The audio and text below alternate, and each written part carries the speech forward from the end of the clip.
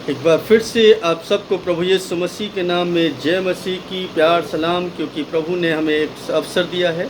आज मैं एक बहुत ही गंभीर और महत्वपूर्ण सब्जेक्ट पर बात करने जा रहा हूं, जो कि बाइबल में हम पढ़ते हैं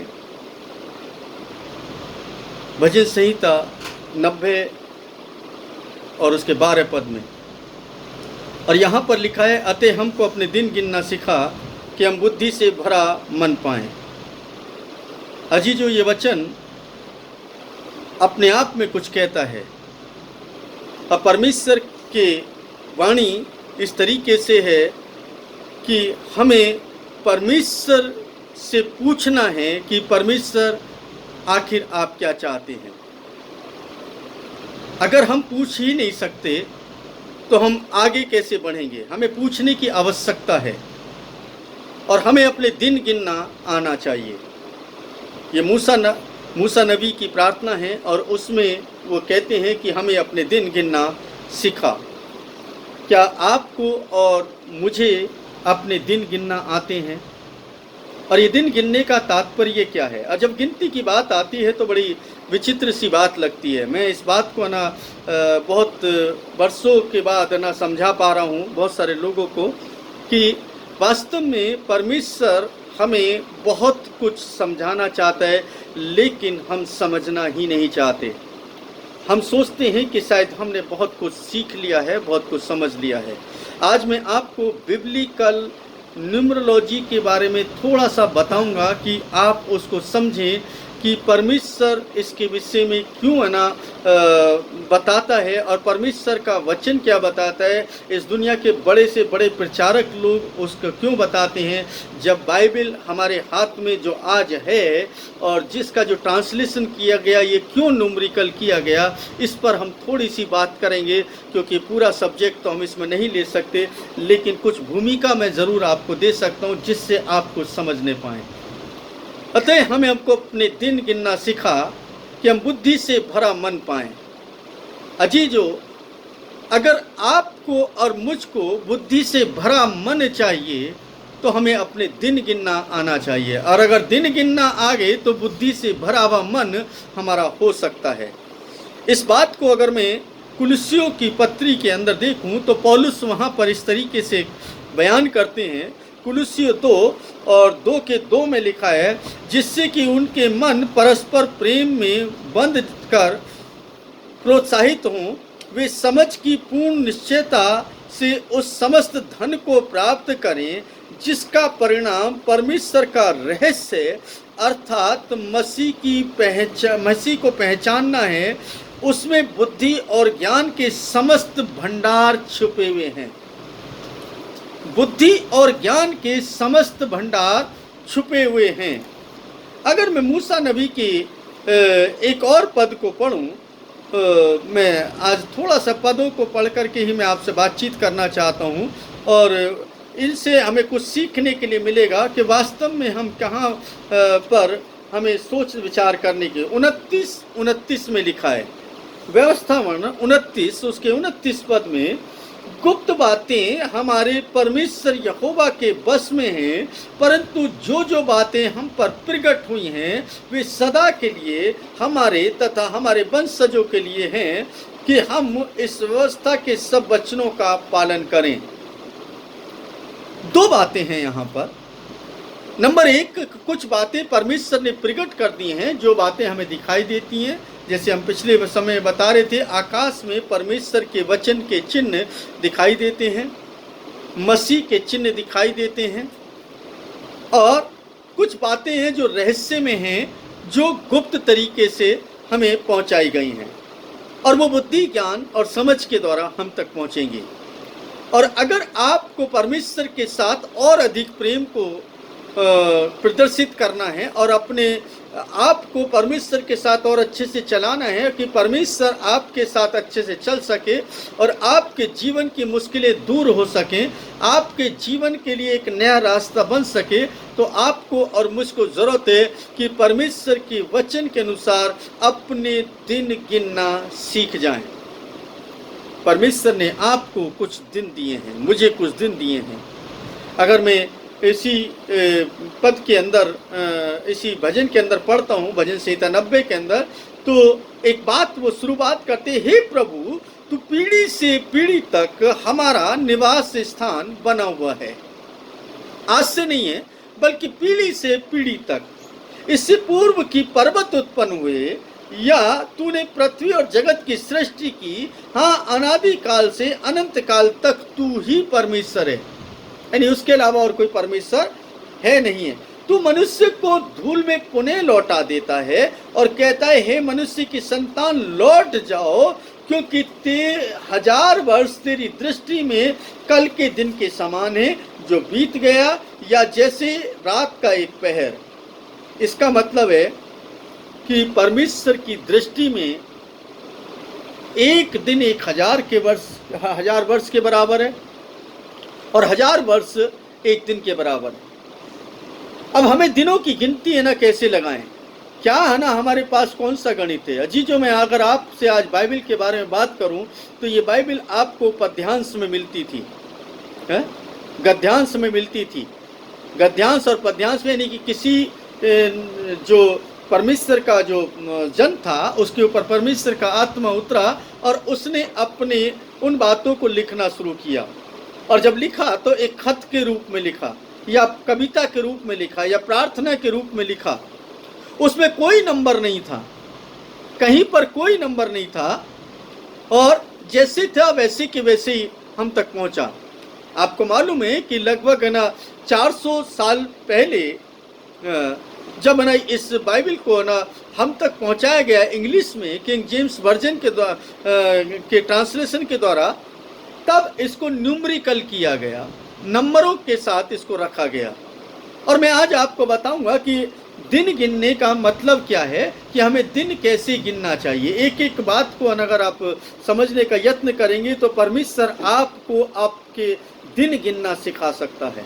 वो परमेश्वर आपको आपके दिन गिनना सिखा सकता है। और बाइबल लेना, जैसे हमने कुलिस्सियों के अंदर पढ़ा है, उसमें बुद्धि और ज्ञान के समस्त भंडार छिपे हैं। यानी और मैं इसलिए कहता हूँ कि कोई तुम्हें लुभावने वाले तर्क द्वारा धोखे में न डाल दे, यानी कि कोई लुभावने वाले जो लुभावनी वाली बातों से किसी धोखे में ना डाल दे कोई आपको। ये पौलुस इसलिए ना कहते हैं कुलिस्सियों की कलीसिया को, और वास्तव में उसमें ज्ञान के भंडार खुले भरे हुए हैं, और वो रहस्य हैं जिन रहस्यों को समझने की ज़रूरत है। आज तो ना सब लोग ना रहस्यों को का ऊपर से पर्दा उठाने का वादा करते हैं, लेकिन क्या वास्तव में पर्दा उठा पाए? क्या आपने सोचा, कभी विचार किया कि बाइबल के अंदर कुछ नंबर्स का जिक्र है? 1 नंबर का कितनी बार जिक्र आता है, 2 नंबर का कितनी बार जिक्र आता है, 3 नंबर का कितनी बार जिक्र आता है, आपका 40 नंबर का कितनी बार जिक्र आता है, 7 नंबर का कितनी बार जिक्र आता है? आप अगर देखेंगे तो मालूम चलेगा कि कितनी विचित्र सी बात है कि नंबर का ना जिक्र आता है। जैसे 3 नंबर की मैं बात करता हूँ आज, और ये बहुत ही महत्वपूर्ण नंबर है। 3 नंबर बाइबल के अंदर लगभग आई थिंक, अगर मैं सही हूँ, अगर सही नहीं हूँ तो मैं आगे आने वाले वीडियोस के अंदर मैं डाल दूंगा, लगभग 287 बार है ना आया है। 287 बार 3 नंबर के बारे में बाइबल के अंदर आया है, और एक बड़ी संख्या है। आप देखिए कि 3 दिन जो है, तीसरा दिन 3 नंबर जो है क्यों है ना इतना महत्वपूर्ण हो गया?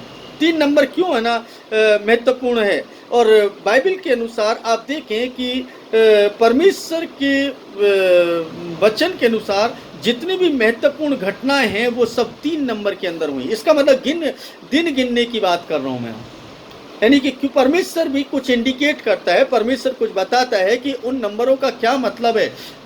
अगर हम देखें कि जो योना है वो 3 दिन तक कहाँ पर रहता है?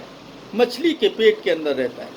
एक महत्वपूर्ण नंबर है। अगर हम देखें कि बाइबल के अंदर अगर 12 गोत्र हैं, यानी कि ये उसके जो इस्राएल के कितने पुत्र हैं? 12, यानी 1 और 2 3 नंबर, ठीक है। और अगर 12 के 12 को देखें, हम लास्ट में पहुंच जाएं, प्रकाशित वाक्य के अंदर पहुंच जाएं, तो आप देखेंगे कि वहां पर लिखा है कि हर एक गोत्र से 12 हजार लोग उस राज्य में, स्वर्ग के राज्य में पहुंचेंगे, अर्थात 1,44,000 1,44,000। अब 12,000 यानी कि वहाँ पर भी आप देखें कि तो 3 नंबर का एक ना बहुत ही बड़ा रहस्य है और उसको समझने की ज़रूरत है और उससे दिन गिनना सीखना पड़ेगा कि कैसे उस इन दिन गिनना सीखने का मतलब क्या है और रहस्य की बातें क्या है, उनको समझने की ज़रूरत है। फिर अगर हम देखें यीशु मसीह 3 दिन तक मुर्दा रहे और 3 दिन के बाद वो जीवित हुए। इसका मतलब वह 3 बहुत महत्वपूर्ण है। यीशु मसीह ने के पीछे 5,000 की भीड़ चलने वाली थी, लेकिन 5,000 लोग नहीं थे साथ में। तो उसके साथ ना 5,000 लोग, कुछ खाने वाले थे, कुछ पीछे भीड़ देखने वाले थे। अब उनमें से उसने क्या किया, 70 लोगों को चुना। और 70 लोगों को चुनने के बाद वो 70 भी उसके काम के नहीं थे, क्योंकि उसको एक नंबर चाहिए था।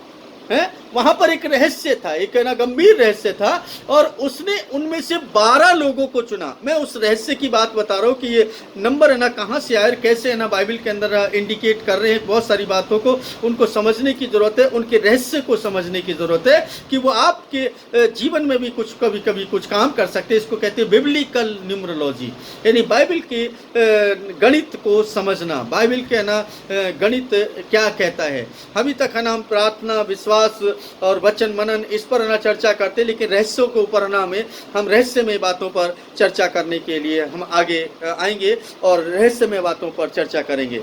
अब देखिए कि उसने 12 लोगों को चुना, 12 उसके शिष्य थे। 12 शिष्यों के द्वारा उसने अपने जीवन का महत्वपूर्ण पार्ट रखा, एक महत्वपूर्ण शिला रखी कि 2-2 लोगों को करके उसने भेज दिया। लेकिन जब यीशु क्रूस पर चढ़ाए जाने से पहले जब यहूदा इस्करियोती ने बलवा कर दिया, बगावत कर दी, और वो जाकर के विरोधी लोगों से मिल गया और उसको 30 चांदी के सिक्कों में बेच दिया, तब उसके बाद उसके अंदर से गिलानी होती है। और वो गिलानी क्या होती है कि मैंने प्रभु के साथ धोखा किया है, इसलिए वो क्या कर लेता है, आत्महत्या कर लेता है। और जब आत्महत्या कर ली उसने, तो उसके बाद बड़ी विचित्र सी बात ना आपको प्रेरितों के काम के अंदर देखने के लिए मिलती है। और जब प्रेरितों के काम के अंदर जब आप देखते हैं, अब आप देखिए कि वहाँ पर जो है ना हम देख रहे हैं कि वहाँ पर क्या था कि उसने 5,000 लोगों में से कितने लोगों को चुना, 70 लोगों को। अब 70 लोगों में से कितने लोगों को चुना, 70 लोगों में से कितने लोगों को चुना, केवल 12 लोगों को। अब 12 लोगों को भी है ना उसने 2-2 करके भेजा, लेकिन एक नंबर था जो कि 12 के अनुसार कितना नंबर आता है, 2 और 1 और 2 3 नंबर। और जब ये 3 नंबर है ना वो बन गया, तो परमेश्वर के वचन के अनुसार अब ना हम देखते हैं कि यहाँ पर एक बड़ी विचित्र सी बात ना समझ में आती है कि चेले इकट्ठे होते हैं प्रेरितों के काम में। जब आप पढ़ते हैं पहले अध्याय के अंदर, और वहाँ पर ना आप पढ़ते हैं कि ना हम चलो आओ हम इकट्ठे हो करके उस गिनती को पूरा कर ले जो प्रभु ने रखी। इसका मतलब यीशु मसीह उनको है ना कुछ समझा के गए होंगे। ये रहस्य की बात है जिसको समझने की जरूरत है, नहीं तो वरना उनको क्या पड़ी थी कि ना वो उसका जिक्र करते। ये प्रेरितों काम के अंदर अगर हम पढ़ते हैं तो वहाँ पर 25वें पद में कि इस सेवा के प्रेरिताई पद ले, यानी कि उसके 23 पद से, तब उन्होंने 2 मनुष्यों को उपस्थित किया, एक यूसुफ जो बरसबा कहलाता था, जिसे युस्तुस भी कहते हैं, दूसरा मत्तियाह को। तब उन्होंने यह प्रार्थना की, हे प्रभु, तू जो सब मनुष्यों के हृदय को जानता है, यह प्रकट कर कि तूने इन दोनों में से किसको चुना है कि इस सेवा और प्रेरिताई का पद ले, जिसे यहूदा छोड़कर अपने स्थान को चला गया। तब उन्होंने उनके नाम पर पर्चियाँ डाली। पर्ची मत्तियाह के नाम निकली और वह 11 प्रेरितों के साथ गिना गया। ये बड़ी विचित्र सी बात है कि है ना वो 11 लोगों के साथ में गिना गया और 12 की संख्या को पूरा किया गया। कहने का मतलब है कि हम इस बात को देखें कि यहाँ पर बिल्कुल स्पष्ट लिखा है कि वो 11 ना रहे, 12 हो जाएं। 3 नंबर उन्होंने फिर से ना वहाँ पर पूरा किया। कोई ज़रूरत नहीं थी, हालांकि मत्तियाह का कोई मतलब नहीं था, उस नंबर को गिनने, वहाँ पर चिट्ठी डालने का कोई मतलब नहीं था, लेकिन फिर भी वो गिनती पूरी की गई। ऐसा यीशु मसीह ने ना स्पष्ट रूप से कहीं पर बताया है, बाइबल के अंदर लिखा है, नहीं लिखा है, लेकिन फिर भी इस गिनती को पूरा किया गया और उन 12 के साथ गिना गया। इससे एक रहस्य उत्पन्न होता है कि आखिर ना ऐसा क्यों किया गया। इसका मतलब है कि वो जो अंकों का जो महत्व है बाइबल के अंदर, वो कितना महत्वपूर्ण है, इस रहस्य का उद्घोषणा करना जरूरी था। और वो बातें बहुत स्पष्ट से नहीं लिखी हैं जब तक कि कोई उन रहस्यों को खोजने का यत्न ना करे, और वो यीशु मसीह में ही आकर के आपको मिलती हैं, क्योंकि वो रहस्यों से भरा प्रभु है, वो गूढ़ बातों से भरा हुआ प्रभु है। अब आपको और मुझको समझने की जरूरत है कि हमें भी अपने दिन गिनना आना चाहिए। उनको दिन गिनना आता था, उसके चेलों को दिन गिनना आता था, नबियों को दिन गिनना आता था, तमाम है ना दासों को दिन गिनना आता था। हमें अपने दिन गिनना सीखना है और परमेश्वर के दिनों को भी गिनना सीखना है कि परमेश्वर ने कौन से दिन है ना हमारे लिए है ना रखे हैं। और ये बात है ना बहुत ही गंभीर है। खाली विश्वास के साथ काम नहीं चलने वाला है, आपको कर्म करना होगा, आपको रहस्य में जाना पड़ेगा, आपको बाइबल को खोजना पड़ेगा, आपको प्रभु यीशु मसीह के विषय में और समझना पड़ेगा। प्रभु यीशु मसीह कितने रहस्य में है, उस बात को समझने की जरूरत है। यहाँ पर पौलुस कह रहे हैं, मैं नहीं कह रहा, वो रहस्यों से भरा है। हमने ना उस पद को अगर हम गंभीरता से लेंगे तो समझ में आएगा कि वो क्या कहना चाहते हैं। कुलिसियों के अंदर जो कि हमने ना अभी पढ़ा था, कुलिसियों में उसके 2 बाब में, और वहां पर क्या था उसके दूसरे पद में, तीसरे पद में, उसमें बुद्धि और ज्ञान के समस्त भंडार छुपे हुए हैं। बुद्धि और ज्ञान के समस्त भंडार छिपे हुए हैं। और दूसरे पद में वो क्या कह रहे हैं, वे समझ की पूर्ण निश्चयता से उस समस्त धन को प्राप्त करें जिसका परिणाम परमेश्वर का रहस्य अर्थात मसीह की पहचान है। एक रहस्य है, मसीह की पहचान है, और सारे बुद्धि और ज्ञान के जो भंडार हैं वो उसी में छुपे हुए हैं। हम कौन सी बुद्धि और ज्ञान की बात कर रहे हैं, किस बुद्धि और ज्ञान की बात करते हैं, हमें नहीं समझ में आ रहा है। आप जिस काम को करते हैं उस काम का वो काम सफल नहीं होता। आप जिस प्रार्थना को करते हैं उस प्रार्थना का उत्तर नहीं मिलता। आप जैसा सोचते हैं वैसा आपके आने वाले समय में होता नहीं है। इसका मतलब कुछ ना कुछ तो गलती हो रही है, कहीं ना कहीं कुछ ना कुछ तो गलती हो रही है, कोई ना कोई तो रहस्य है। उस रहस्य को जानने की जरूरत है। अपने दिन गिनना आना चाहिए, अपने दिनों से समझना चाहिए कि यहाँ पर मूसा क्यों कहता है कि हमें अपने दिन गिनना सीखा और बुद्धि से भरा मन दे। इसका मतलब ना निर्बुद्धियों के नहीं चल रहे। जानते हैं पौलुस ना एक जगह पर ना ऐसा बोलते हैं, अगर ना इफिसियों की पत्री के अंदर हम पढ़ते हैं, इफिसियों के पत्री के अंदर अगर हम पढ़ें तो वहाँ पर एक बहुत ही महत्वपूर्ण बात है। अगर आप वचन को गंभीरता से ले लेंगे तो आपके और मेरे जीवन के अंदर बहुत कुछ बदलाव आ सकता है। इफिसियों 5 के अंदर लिखा है उसके 15वें पद में, इसलिए सावधान रहो कि तुम कैसी चाल चलते हो, यानी किस तरीके से अपने जीवन को चलाते हो। इसको दूसरे तरीके से मैंने दूसरे शब्दों में ऐसा बोल सकते, किस तरीके से जीवन, निर्बुद्धि मनुष्यों के सदृश से नहीं वरन बुद्धिमानों के सदृश से समझो, सदृश से चलो, यानी कि जैसे बुद्धिमान लोग चलते हैं वैसे चलो। अब बुद्धिमान लोग जो है फालतू की बकवास में नहीं पड़ते, वो अपना काम नहीं करते बल्कि बुद्धि के साथ इस्तेमाल करते हैं। समय का पूरा उपयोग करो, यानी कि जो समय आपको दिया जाता है उस समय का पूरा उपयोग करना है। और क्योंकि दिन कैसे बुरे हैं, अब वो कह रहे बुरे दिन हैं, इस कारण निर्बुद्धि न हो, परंतु जान लो कि प्रभु की इच्छा क्या है। अब दिन गिनना आएगा तभी तो प्रभु की इच्छा आना पता चलेगी। हमारे जीवन के अंदर कौन सी इच्छा परमेश्वर ने रखी है। पौलुस कह रहे हैं, मैं नहीं कह रहा हूँ, ये मैं नहीं कह रहा हूँ, पौलुस कह रहे हैं कि हमें दिन गिनना आना चाहिए। ये यहाँ पर ना मूसा कह रहे हैं और वो कह रहे हैं कि हमें अवसर को बहुमूल्य समझना है, निर्बुद्धियों की नाई नहीं चलना है, बुद्धिमानों के सदृश से चलना है, ताकि हम बुद्धि से भरा मन पाएं और उन रहस्य की बातों को समझ सकें। अगर उन रहस्य की बातों को समझना है तो आपको और मुझको अपने दिन गिनना आना चाहिए। प्राचीन काल की बातों पर स्मरण करें, बहुत ही गंभीर बात है। भजन संहिता 77 में हमने क्या पढ़ा था, प्राचीन काल की बातों पर सोच विचार करें, चिंतन करें, मनन करें कि वो लोग कैसे है ना अपने जीवन को चलाते थे, कौन कौन सी क्रियाएं करते थे, क्यों किया उन्होंने, क्या ज़रूरत थी उनको कि ना वो अगर यहूदा मर गया तो मर गया, उनको क्या ज़रूरत थी कि उसके बाद ना एक गिनती को पूरा करते। ऐसा कहीं पर ना ऐसा तो नहीं है कि हाँ, बहुत सारे लोग कह सकते हैं कि वो तो भविष्यवाणी में लिखा है। हाँ, मैं जानता हूँ भविष्यवाणी में लिखा है, लेकिन क्या यीशु मसीह ने उनको बताया था कि इस भविष्यवाणी को इस तरीके से पूरा करना है?